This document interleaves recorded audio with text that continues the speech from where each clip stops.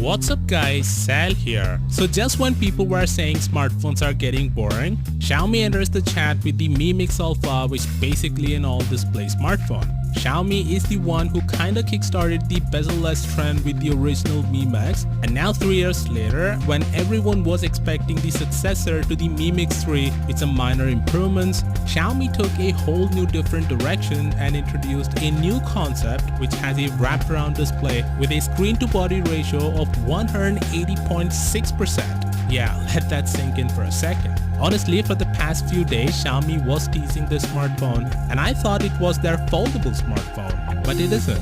It's a regular glass similar to the one we find on devices like the Galaxy Note 10, iPhone 11 Pro, Huawei Mate 30 Pro, etc., which uses flexible OLED to bend the display at the sides. Xiaomi is calling this a 4D surrounding curved display. Like I've said, it has a 181% screen-to-body ratio. The rest 19% is occupied by small border up top and bottom, and the rear cameras eat some of that screen-to-body ratio real estate. Speaking of which, the phone has 108 megapixel camera. As we have talked in the past, Samsung is the supplier of this camera, which uses tetracell technology to take full 108 megapixel images in daylight and 427 megapixel images in low light and combine it to form one detailed image. There's a wide angle and telephoto camera present as well. As you can see, there's only one set of cameras on this phone, and if you want to take selfies or make video calls, then you have to flip the phone, which shouldn't be a problem because there's a display at the back as well. All in all, it looks identical to the Huawei's foldable smartphone, the Mate X.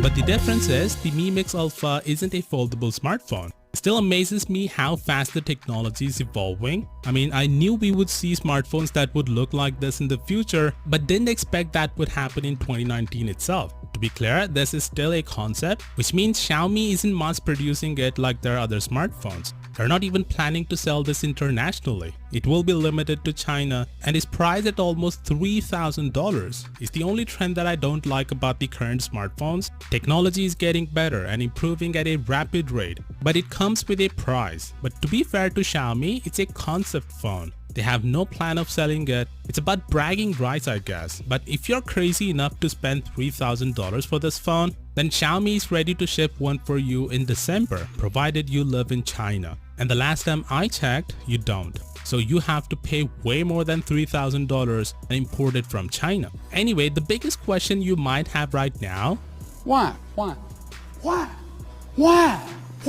Look, I totally understand that it doesn't provide much of value other than the fact that it looks freaking cool. Listen, phones are getting ridiculously expensive to the point that they're not just phones anymore, but a status symbol as well. It reflects your personality, if that makes sense. When I'm buying a car, my top priority is looks, and then comes the rest. Same for the phones as well. When I'm buying a budget or mid-range phone, looks are not really that important. The specs and features are. But when I'm getting a flagship, looks are one of the top priorities before making a purchase. And I'm sure there are millions out there with a similar mindset as well. That's why looks are important, and that's why this phone matters. Phone companies aren't dumb that they are running in a race to increase the screen-to-body ratio because they know there's a huge demand for this. And that's the reason this phone exists, and probably more companies would follow suit and come with similar phones as well. One more thing I need to mention is that accidental touches are not going to be a problem because they can just ignore the side areas with the help of a software,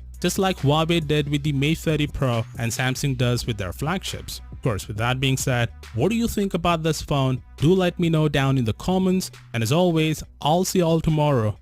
Peace out.